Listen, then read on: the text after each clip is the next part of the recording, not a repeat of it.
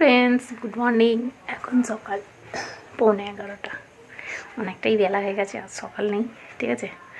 এখনও 12টা বাজেনি, তাই জন্য বললাম গুড মর্নিং। বন্ধুরা সবাই কেমন আছো? আশা করি ভালো আছো, আমিও ভালো আছি। আমার হ্যাপি উইথ পায়েল চ্যানেলে তোমাদেরকে জানাই স্বাগত, ঠিক আছে। চলো দেখতে থাকো। নাও ঠিক আছে, আরম্ভ হয়ে গেছে। আমার বিছানা গুছানো হয়ে গেছে, ঠিক আছে।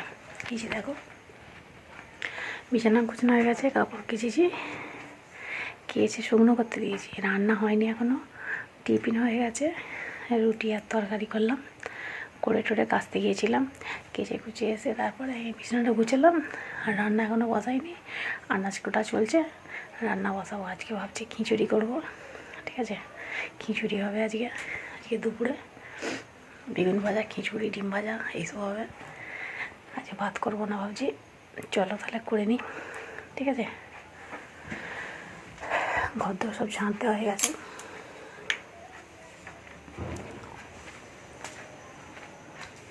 চার্জারটা চার্জ নেই বলে চার্জে বসিয়েছি। আর আমি এই যে ফুলকপি কেটেছি, আলু এসব দিয়ে খিচুড়ি করবো। পালং শাকটা চচ্চড়ি করবো, ঠিক আছে। এনেছে কী করবো, করে নিই রান্নাটা, ঠিক আছে। চলো, বেলা হয়ে গেছে অনেকটা। চলো খিচুড়িটা বসিয়ে দিয়েছি, আর এই ভাজাভুজিগুলো করবো। ওই ডিম ভাজা, বেগুন ভাজা, আর একটা পটল আছে ভাজবো। ভাজাগুলো করে নিলেই রান্না হয়ে যাবে। আমার ঘর দর সব ঝাঁট দেওয়া পরিষ্কার করা হয়ে গেছে। কাজটা ছাপ দিয়ে আসবে বললো, এখন পর্যন্ত আসার নাম নেই। কখন আসবে কি জানে, মাথাটা আঁচড়ানো হয় না যে। আজকে কী হবে, একটু তো চান করবো, এত বেলা হয়ে গেল, তাই না। আর কী হবে আজকে, চান করবো একটু পরে। আর কী বলতে গেল, জামা কাপড়গুলো তুলে এনে রেখেছি। এই যে চেয়ারে গুছানো হয়নি, বুঝো, ঠিক আছে। এদিকে খিচুড়িটা হচ্ছে, এদিকে ডিমটা ভাজবো। চলো ডিমটা ফাটিয়ে নিয়ে ভেজে নিই, ঠিক আছে। চলো, এদিকে বেগুন ভাজা চলছে, আর এদিকে খিচুড়িটা হচ্ছে। এই যে তাহলে হয়ে যাবে রান্না, ঠিক আছে।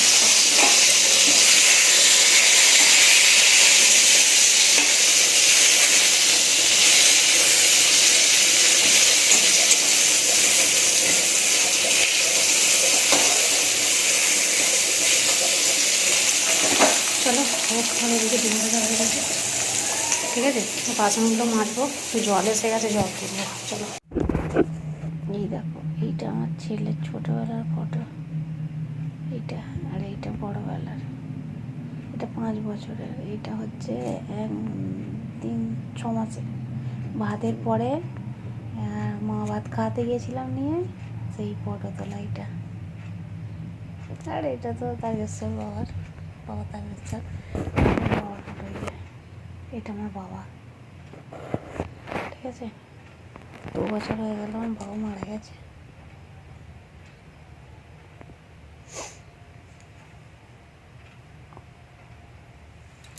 বাবু নয়, আমাকে খুব ভালোবাসতো জানো। যেদিন মানে মারা যাবে, যে সপ্তাহে, তারা 1 সপ্তাহে ছাড়া আমি দেখতে গেছিলাম। আর আমার বাবা আমাকে দেখে টয়লেটে চলে গেছিলো। অনেকক্ষণ থেকে আমি বসেছিলাম, মা বলছে তুই এবার চলে যা, দেরি হয়ে যাবে, ও এখন বেরোবে না। মানে 3 ঘন্টা বসেছিলাম, আমার সাথে দেখা করবে না বলে, জানো। নাহলে আমার সঙ্গে দেখা, আমাকে বিছানায় শুয়ে আছে, উঠতে পারে না। তবুও উঠে আমি সেই রাস্তায়, আমি যতক্ষণ না গাড়িতে উঠলাম ততক্ষণ এসে আমাকে গাড়িতে তুলে দিয়ে যেত। এরকম হয়ে গেছিলো। খুব ভালোবাসতাম বাবু আমাকে। আমি যখন মামার বাড়িতে থাকতাম, আমার বাবা আমাকে প্রতি সপ্তাহে দেখতে যেত। আর যখন আমার বিয়ে হয়ে গেল, মামার বাড়ির পাট তুলে দিল, আর যায় না ওখানে, ঠিক আছে। এই একটা কষ্ট হয় না যখন, আর কাকে বলবো, আমার তো আর কেউ নেই। তোমরা আছো, তোমাদের সঙ্গে শেয়ার করি, ঠিক আছে। চলো, আর ভিডিও করবো না জানো, এত এত কষ্ট করে ভিডিও বানাই না, কেউ ভিডিও দেখে না। সত্যি এটাই আফসোস লাগে খুব আমার। তোমাদের জন্য এত কষ্ট করে ভিডিও করি, কিন্তু তোমরা কেউ দেখো না। তোমরা দেখলে তবেই তোমরা ছোটো থেকে বড়ো হবো, তাই না?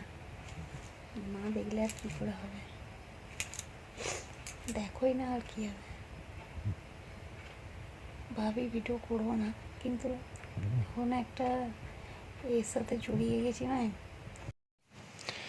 প্রচণ্ড মাথার যন্ত্রণা হচ্ছে, ওই জন্য শুয়ে আছি। ঠিক আছে, অবেলায় ভাত খেয়েছি, তো ভাত খেয়ে জন্য কীরকম হচ্ছে, কিচ্ছু খাইনি, চাটা খাইনি, কিচ্ছু খাইনি। গরম জল খেয়েছি 1 গ্লাস, আর ওষুধ আনতে বলেছি। ঠিক আছে, ওষুধ আনতে বলেছি রাত্রিরে, আর এখন শুয়ে আছি, মাথার যন্ত্রণা হচ্ছে বলে ভালো লাগছে না। ঠিক আছে, চলো ভিডিওটা আমি এখানেই শেষ করে দিচ্ছি। আবার দেখাবে নতুন একটা ভিডিওতে। ততক্ষণ সবাই ভালো থাকবে, সুস্থ থাকবে, আর অল টাইম স্মাইল করবে। চলো টাটা, গুড নাইট।